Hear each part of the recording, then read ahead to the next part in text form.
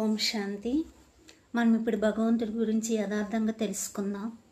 అసలు భగవంతుడు అంటే యథార్థంగా ఎలా ఉంటారు, ఆయన ఉండే దేశం ఏంటి, ఆయన పేరేంటి, మరి భగవంతుడిని ఇన్ని రకాలుగా ఎందుకు పూజ చేస్తున్నారు, దానికి కారణం ఏంటి?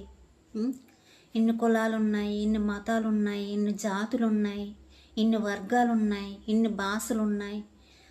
భగవంతుడిని రకరకాలుగా పూజలు చేస్తున్నారు.